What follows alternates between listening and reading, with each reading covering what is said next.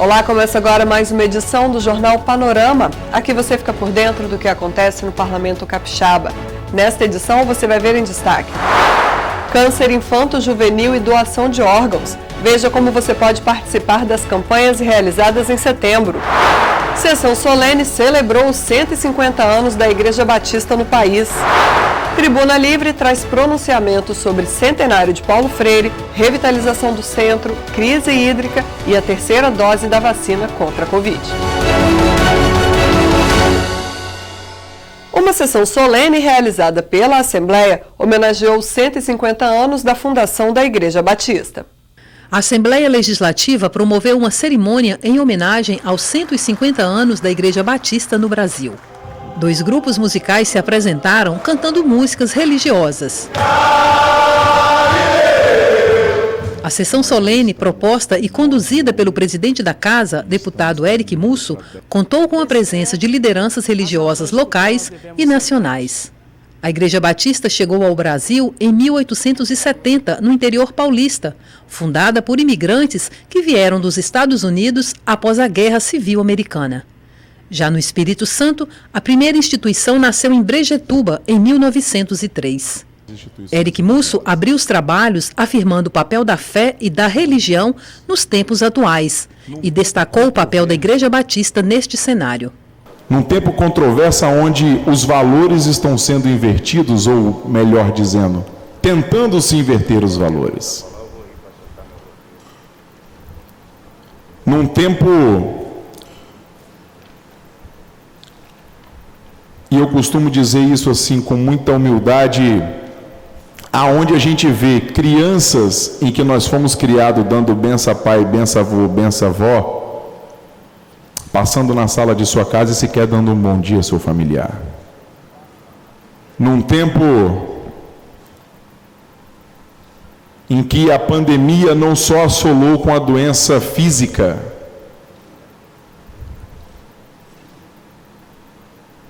mas o psicológico também está abalado.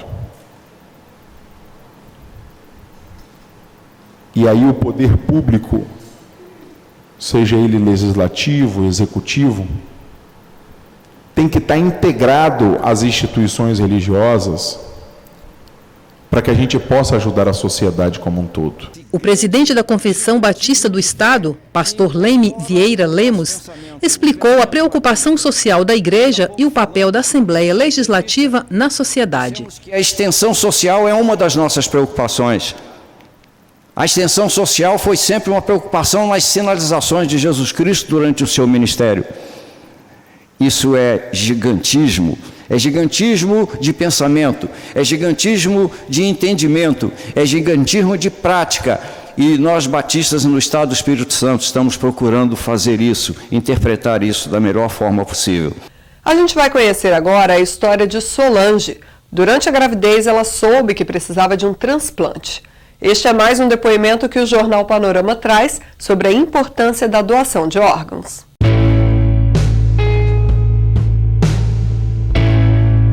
O meu nome é Solange Constantino Ferreira, tenho 44 anos, recebi meu rim, minha vitória, dia 25 de junho de 2019.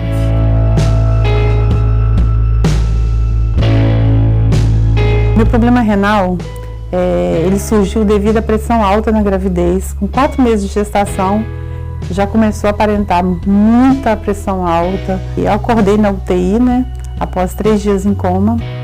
Eu acordei e já estava com catéter, na femoral. E já estava dialisando. A partir daquele momento, foi a minha primeira diálise lá dentro da UTI e esperando 10 anos, ao longo desses 10 anos, fazendo hemodiálise, 10 anos e meio. Quando meu telefone tocou, era 011. Eu falei para o meu esposo, virei para ele e falei, é o meu rim. Ele falou assim, como assim? E não estava o nome do hospital no meu visor do meu telefone. Eu falei assim, é meu rim, eu estou indo para lá para receber meu rim, não vou para consulta, eu vou para transplantar. Foi assim, muita felicidade, nossa, chorei muito, muita gratidão. E daquela hora que eu falei com o médico lá de São Paulo, eu tinha certeza que aquele seria o meu órgão, aquele seria o meu rim. Não tinha dúvidas nenhuma. Eu aconselho assim a todas as pessoas que perde seu ente querido, eu sei que não é fácil você abrir mão de um órgão do seu ente querido, mas que abram mão porque é o ato de amor mais nobre que existe no mundo. E de você também, em vida, falar para as pessoas que você tem essa vontade, porque muitas pessoas não comentam essa vontade, não falam com seus parentes, então eles simplesmente não dão. E tanta gente na fila esperando.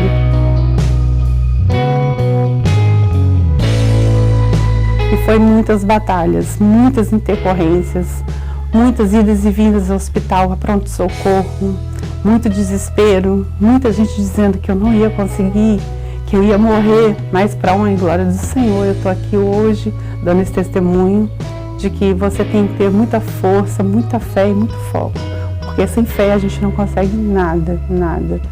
E eu sou uma pessoa que eu acredito muito nas palavras do Senhor, porque Ele não dá o peso a mais que você não possa carregar, né? E eu sou um fruto de um milagre. Se existe um milagre, sou eu.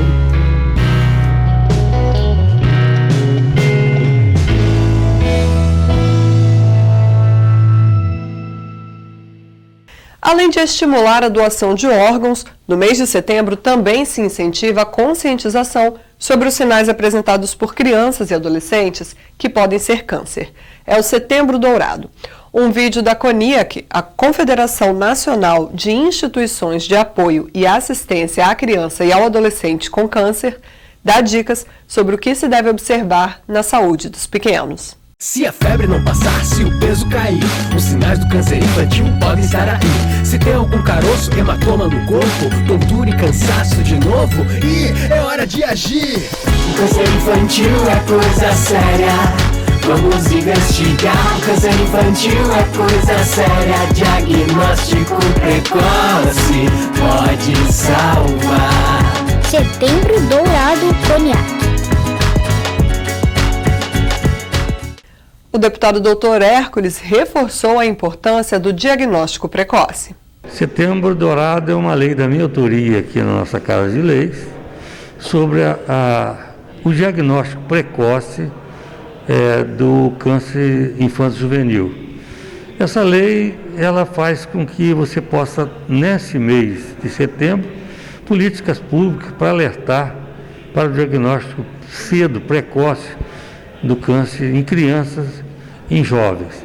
Você olha a palidez da criança, você olha o comportamento da criança, você olha assim, a alimentação, se a criança está perdendo peso, se tem algum caroço, algum nódulo no pescoço, no corpo. Isso é muito, a mãe que vê muito isso. Então, é preciso que as mães estejam bastante atentas para esses sintomas dessas crianças, palidez, por exemplo, falta de apetite, o comportamento da criança, a criança fica triste. Então é preciso que você olhe seu filho, olhe sua criança, para que você faça esse diagnóstico bem cedo. Quanto mais cedo você fizer, mais chance tem dessa criança não complicar e não morrer. Hoje tem tribuna livre. Veja os pronunciamentos realizados pelos deputados durante as sessões ordinárias. A apresentação é da repórter Patrícia Bravin. O centenário de Paulo Freire, patrono da educação brasileira, foi abordado pela deputada Irine Lopes. Ele destacou o papel do educador pernambucano, considerado um dos mais notáveis pensadores da história da pedagogia mundial para a criação do movimento chamado Pedagogia Crítica. Um nordestino que se formou advogado, mas que dedicou a sua vida a pensar a educação. Mas não a pensar a educação só do ponto de vista da alfabetização. Ele pensou a educação para formar cidadãos e cidadãs livres, conscientes, donos de sua história, que consigam sempre se situar dentro do contexto que estão vivendo, cidadãos e cidadãs que consigam a sua liberdade, a sua autodeterminação, e não se permitam ser usados como mera mão de obra para enriquecimento de meia dúzia de pessoas.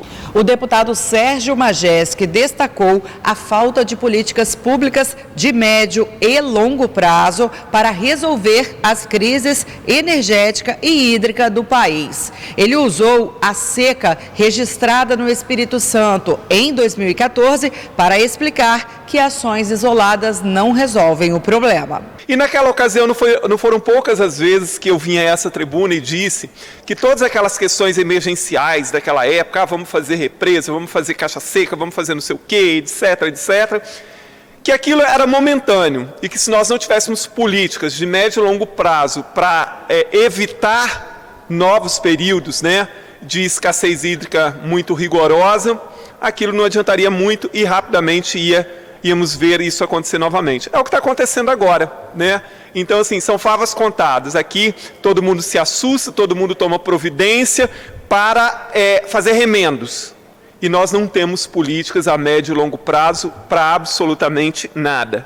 Isso é lamentável.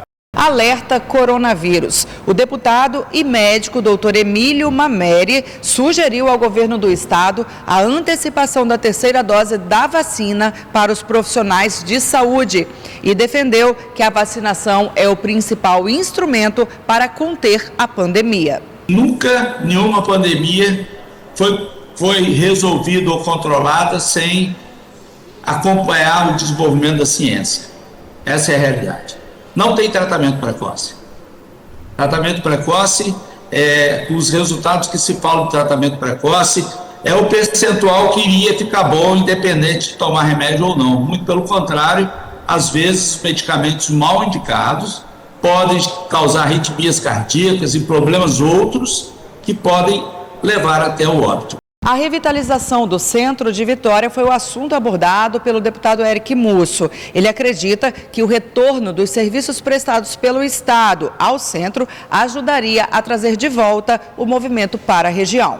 E o que nos espanta hoje é que nós temos uma sede do governo do Estado no centro de Vitória, mas os serviços públicos de essencialidade estão fora do centro de Vitória, muitos deles com aluguéis caros, caríssimos, carérrimos e muitas das vezes, no meu ponto de vista, acima do valor de média de mercado, o que faz com que a gente tenha um abandono total ou quase total e absoluto da prestação de serviço no centro. Então, o que eu queria aqui, com a CEGE, atentar ao governo do Estado, é que a gente possa fazer uma melhor utilização desses prédios. A gente precisa colocar ali as pessoas transitando, prestando serviço ou buscando serviços e mais, com economicidade. O Jornal Panorama de hoje termina por aqui e deixa você com imagens da Praça 8 de Setembro, no centro de Vitória. Inaugurada em 1909, a Praça 8, como é mais conhecida, é palco de manifestações políticas e culturais da história capixaba. O nome é uma homenagem ao dia do aniversário da capital do estado. Começando um trajeto pela praça, o visitante pode conhecer locais tradicionais do centro da cidade. Obrigada pela companhia de sempre. TV Assembleia, mais perto de você.